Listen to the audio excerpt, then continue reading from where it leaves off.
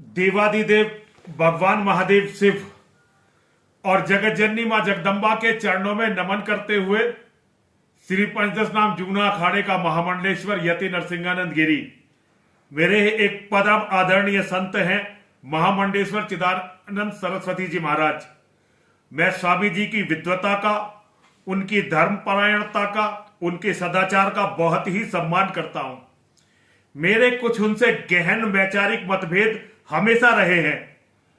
गहन वैचारिक मतभेदों का अर्थ यह नहीं है कि मैं उनका सम्मान नहीं करता। स्वामी जी, मैं चाहता हूं कि मेरा यह वीडियो आप तक और आपकी विचारधारा के सभी संतों तक जरूर पहुंचे। सनातन धर्म आज जितने खतरे में है, आज तक सनातन धर्म पर ऐसा खतरा कभी नहीं आया।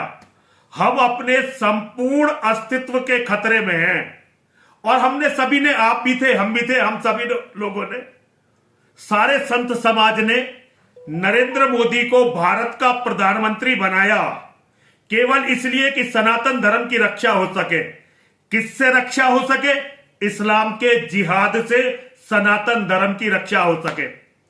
मोदी जी ने इस्लाम के जिहाद से हमारी कितनी रक्षा की है?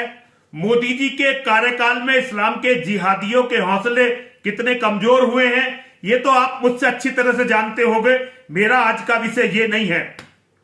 लेकिन भारत के प्रधानमंत्री नरेंद्र मोदी ने सनातन को जड़ से समाप्त करने की एक चाल चली। किस कारण से चली ये आप अच्छी तरह से जानते होंगे, क्योंकि आप उनके मित्र भी हैं, समर्थक भी हैं।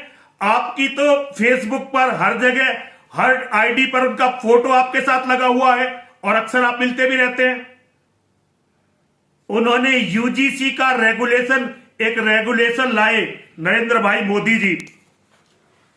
उस रेगुलेशन के कारण अगले 10 साल में अगर ये कानून पास हो गया, चलता रहा इसी तरह, ये तो सबका सौभाग्य है कि सुप्रीम कोर्ट ने अभी रोक लगा दी। आगे देखते हैं क्या हुआ। अगर ये कानून ऐसे ही रहा तो भारत में ब्राह्मण, वैश्य, कायस्थ, क्षत्रिय और भूमिहार, पंजाबी खत्री, इस तरह के कुछ लोग जिन्हें लोग सवर्ण कहते हैं, ऊंची जाति कहते हैं, जबकि आजकल ये जातियां ऊंची नहीं है, न सम्मान के स्तर पर न आर्थिक आधार पर, कैसे भी ये ऊंची जातियां नहीं है, लेकिन इन्हें ऊंची जाति मानते हुए अपराधी घोषित कर दिया है और इनके बच्चों को अपराधी घोषित कर दिया यूनिवर्सिटियों में, विद्यालयों में, उच्च शिक्षा में। आज पूरा सनातन धर्मी समाज अपने अस्तित्व की लड़ाई में है और लड़ाई में इसलिए है कि आपके प्रधानमंत्री, मेरे तो नहीं है, प्रधानमंत्री भारत के होंगे, मैं नहीं मानता। मैं तो एक चोर मानता हूं, एक ऐसा ठग मानता हूं जिसने हम जैसे लोगों को, कम बुद्धि के लोगों को मूर्ख बनाकर इस देश की सत्ता कब्जा ली। आज आपका एक सोशल मीडिया पर बड़ा वायरल हो रहा है, उसमें है कि भाजपा जो गलत करे उसका विरोध करो।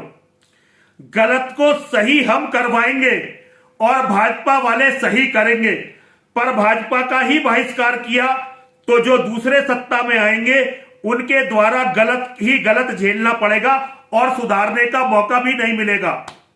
विश्वास ना हो तो पश्चिमी बंगाल के हिंदुओं से पूछ लो। स्वामी जी, सामान्य ज्ञान का एक बहुत छोटा सा प्रश्न मैं आपसे पूछना चाहता हूं। क्या आपको लगता है कि नरेंद्र मोदी पूरे भारत के प्रधानमंत्री नहीं हैं? पश्चिमी बंगाल के प्रधानमंत्री नरेंद्र मोदी नहीं हैं? क्या आपको लगता है अमित शाह पश्चिमी बंगाल के गृह मंत्री नहीं है? यह लगता है आपको?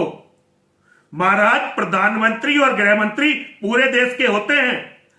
आपकी राजनीतिक पार्टी जिसके एजेंट के रूप में आप काम कर रहे हैं, अब आप केवल धर्माचार्य के रूप में काम नहीं कर रहे हैं, आप एक राजनीतिक पार्टी का एजेंट बनकर काम कर रहे हैं।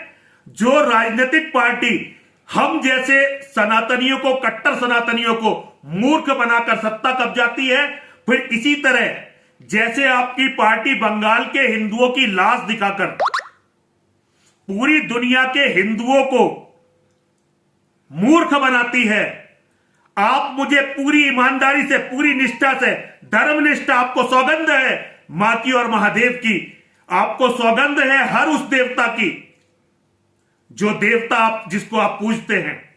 आप मुझे ये बताइए, नरेंद्र मोदी ने या अमित शाह जी ने या उससे पहले राजनाथ सिंह जी गृह मंत्री थे, पश्चिमी बंगाल की लाशों को हमें दिखाकर राजनीति करने के अलावा किया क्या है? पहली बार सनातन धर्मी जाग रहे हैं, तो आप काले नेमी बनकर सामने मत आइए। मैं केवल आपको नहीं कह रहा, सारे सरकारी संतों को कह रहा हूं। वे सरकारी संत जो यूजीसी का विरोध करने की जगह लोगों के क्रोध को उस पर ठंडा कर कर अपने इन नेताओं की दलाली कर रहे हैं, मैं उन सभी को कह रहा हूं, होना तो यह चाहिए था, आपने और हमने जिनका दिया हुआ खाया, वो संपूर्ण सनातन धर्म आज इन अपराधियों के विरुद्ध, वे अपराधी जिन्होंने 100 करोड़ हिंदुओं के कत्ल की पटकथा लिखी है। ये मत सोचिए, मुझे नहीं पता कि आपका जन्म किस जाति, किस बिरादरी में हुआ है। इस यूजीसी के आने से पहले मैं इसका ध्यान ही नहीं करता था, तो आपके बारे में तो मुझे पता नहीं।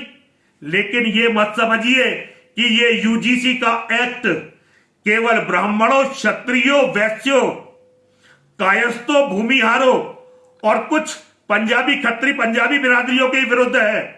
हो सकता है कि पहले ही हमारे भाई ओबीसी, जिसमें जाट हैं, गुर्जर हैं, यादव हैं, कुर्मी हैं और बहुत सारे लोग हैं, उनके द्वारा ये हमें मरवा दें, उसके बाद एससी एसटी के द्वारा उन्हें मरवा दें और फिर एससी एसटी को मुसलमानों से मरवा दें, यही होने वाला है।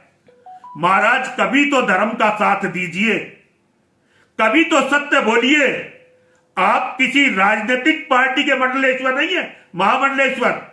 आप सनातन धर्म के अखाड़ों के द्वारा नियुक्त किए गए महामंडलेश्वर हैं, और आप किसी भी अखाड़े के महामंडलेश्वर हो, आपकी वफादारी सनातन धर्म को होनी चाहिए, और केवल आपकी नहीं, संपूर्ण समाज की वफादारी केवल सनातन धर्म की ओर होनी चाहिए। मैंने जो भ्रष्टता की उसके लिए क्षमा चाहता हूं महाराज, आपके चरणों में गिर के दंडवत करके क्षमा चाहता हूं। कभी भी आप मिलेंगे, आपके चरणों में दंडवत करूंगा लेट के। लेकिन महाराज, अभी ये मत करिए महाराज, ये बहुत बड़ा विश्वासघात है, ये सनातन धर्म के अस्तित्व का संकट है, और ये सनातन धर्म से विश्वासघात हो जाएगा। इस विश्वासघात को महादेव शिव भी क्षमा नहीं कर सकेंगे, नहीं कर सकेंगे, नहीं कर सकेंगे। महाराज, धर्म को बल दीजिए। धर्म के लिए धर्म सत्ता राज सत्ताओं से बहुत बड़ी होती है। इन तथाकथित धर्म द्रोहियों को, जिन्होंने 100 करोड़ सनातन धर्मियों के कत्ल की साजिश रची, अपना बाप मत बनाइए। हर हर महादेव, हर हर महादेव, हर हर महादेव।